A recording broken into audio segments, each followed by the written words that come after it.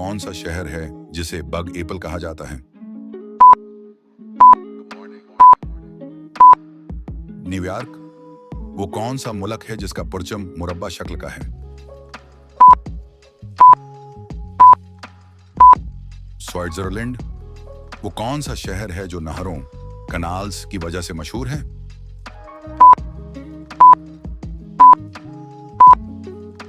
Venus. वो कौन सा मुल्क है जहां दुनिया का सबसे बड़ा बारानी जंगल है?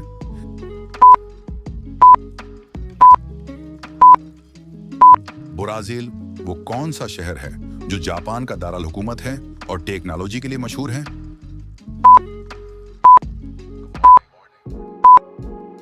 टोक्यो। वो कौन सा मुल्क है जिसे आग और बर्फ की सरजमीन कहा जाता है?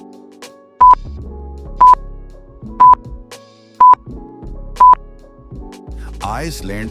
वो कौन सा शहर है जिसे रोशनियों का शहर भी कहा जाता है?